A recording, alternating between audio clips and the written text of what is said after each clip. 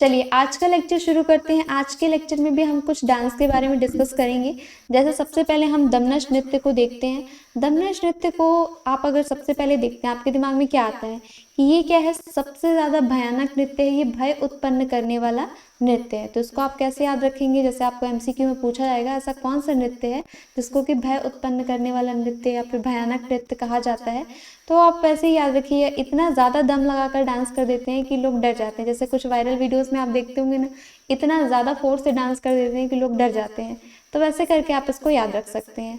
Perform कौन करता है और कब करते हैं? तो इसको शादी के टाइम पे यानी कि विवाह के टाइम पर इसको परफॉर्म किया जाता है। तो इसको आप कैसे याद रखेंगे? शादी होती है तो क्या है, सभी लोग बहुत ज़्यादा परिवार वाले खुश होते हैं, एक्साइटेड होते हैं, तो बहुत ज़्यादा दम लगाकर डांस कर देते हैं। तो ये दमनश नृत्य हो गया। उसके अलावा परफॉर्म कौन करता है? तो पहाड़ी कोरवा जनजाति करती है। ठीक है, पहाड़ी कोरवा। तो पहाड़ी जैसे ये शब्द देखते होंगे तो जो शिमला हिमाचल वाले, उनका भी डांस आप देखेंगे तो काफ़ी प्यारा डांस होता है कि मतलब गोल गोल घूम के अच्छे से डांस करते हैं। तो वही सोचिएगा कि मतलब पहाड़ी कोरवा। और वैसे भी ये क्या है, थोड़े भयानक ही रहते हैं। ठीक है, तो ये पहाड़ी कोरवा से आप याद रखिएगा कि काफ़ी ज़्यादा मतलब डांस को लेकर के इनके अंदर एंथुजियाज्म है, काफ़ी अच्छे से ये लोग डांस करते हैं। और इसमें अगर आप देखेंगे तो कर्मा और ये दमनश में थोड़ी समानता है। बस ये है कि इसको बहुत ज़्यादा दम लगाकर नृत्य कर दिया जाता है, तो इसको थोड़ा भय उत्पन्न करने वाला नृत्य कहा जाता है। तो ये बातें आप दमनश नृत्य के बारे में आपको याद रखनी है। उसके अलावा फिर गोंड जनजाति के डांस के बारे में डिस्कस कर लेते हैं। जैसे पहला है इनका फाग डांस, यानी कि फाग नृत्य के बारे में। फाग जैसे ही आप देखेंगे तो आपको याद आ जाएगा कि ये कब करते हैं। होली जब फागुन का टाइम आता है तब इसको परफॉर्म किया जाता है। जैसे आप फाग को देखेंगे आपको ये चीज़ याद हो जाएगी। उसके बाद यहाँ पर फाग नृत्य हो गया। अब इसमें क्या किया जाता है? तो मुखौटा लगाया जाता है, यानी कि इसमें मास्क लगाया जाता है।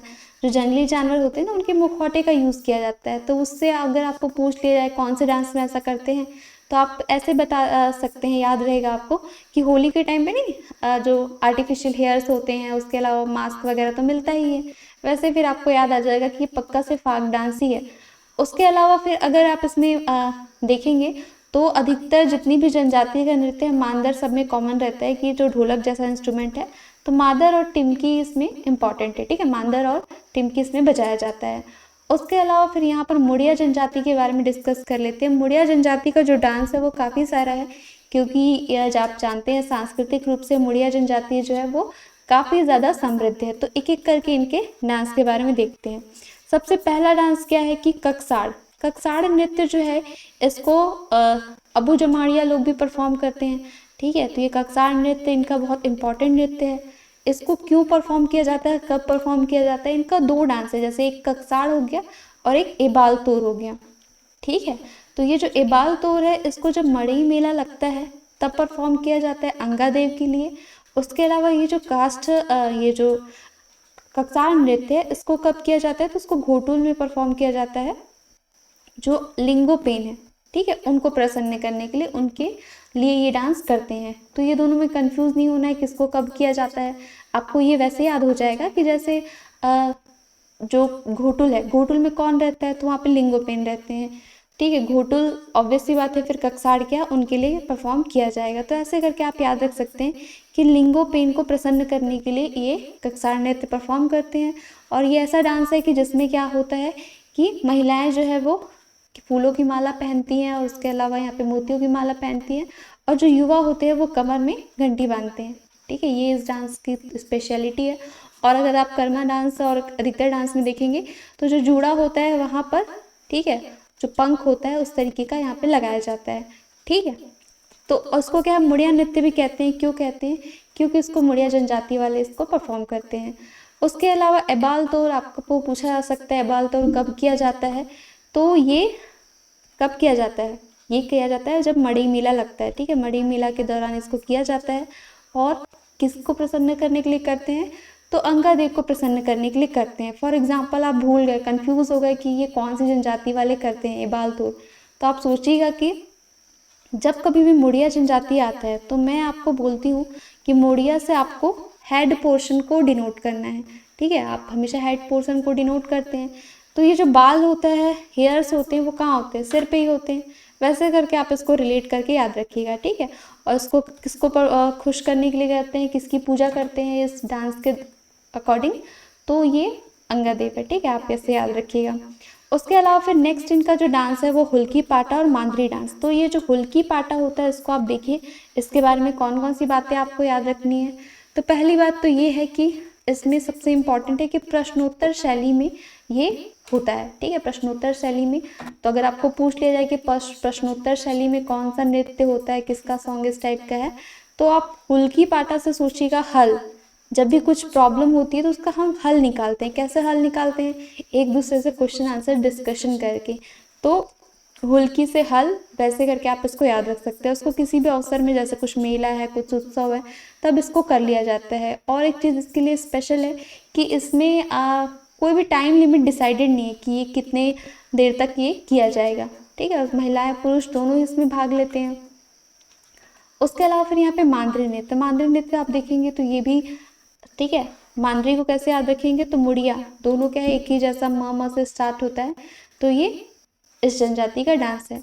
इसमें अगर आप लोग देखेंगे तो जनरली पुरुष होते हैं और कभी कभी इसमें महिलाओं को भी पार्टिसिपेट कर लिया जाता है, ठीक है, कभी कभी महिलाएं भी इसमें शामिल रहती हैं। इसमें क्या होता है, गाना नहीं होता है, सिर्फ इसमें डांस ही होता है। और इसमें अगर आप लोग देखेंगे तो एक जो होता है लीड डांसर, वो इसको लीड करता है, ठीक है। तो ये घोटुल में इसको परफॉर्म किया जाता है। ये सब बातें आपको मांदरी डांस के बारे में याद रखना है। उसके अलावा यहाँ पर गेड़ी, घोटुल पाटा और डंडारी डांस। तो गेड़ी नृत्य आप लोग सभी जानते होंगे, हरेली के दिन क्या है, गेड़ी चढ़ा जाता है। गेड़ी इस तरीके का, ठीक है, ये बना होता है लकड़ी का, ठीक है, यहाँ पर पैर रखते हैं और फिर इसमें चलते हैं, ठीक है। और ये डांस क्या है, काफ़ी थोड़ा फास्ट भी किया जाता है। तो ये जनरली क्या है, मेल मेंबर्स के द्वारा परफॉर्म किया जाता है। और मैंने आपको लास्ट लेक्चर में बताया था कि जिसमें थोड़ा खतरा होता है, अधिकतर फीमेल्स नहीं करती हैं, तो इसको आप ऐसे याद रख सकते हैं।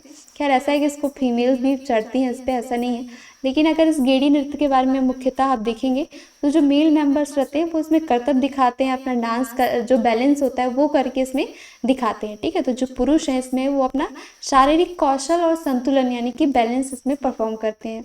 उसके अलावा इस नृत्य को डिटोंग भी कहा जाता है, ठीक है। तो डिटोंग इसको भी याद रखिएगा, ठीक है, यानी कि इसमें आप डिटोंग से वैसे ही सोच सकते हैं, ढोंग मतलब देख रहे हैं, इसमें इतना ज़्यादा बैलेंस बना करके रखना है, तो इसको आप वैसे याद रखिएगा। डिटोंग मतलब डटे रहना, ठीक है। तो अगर इसमें अच्छे से बैलेंस बना करके रखना है तो एकदम मतलब डटे रहना पड़ेगा, तभी आप इस पर टिक पा पाएंगे, अदरवाइज आप इसमें गिर सकते हैं, ठीक है। तो ये आपको गेड़ी नृत्य के बारे में याद रखना है।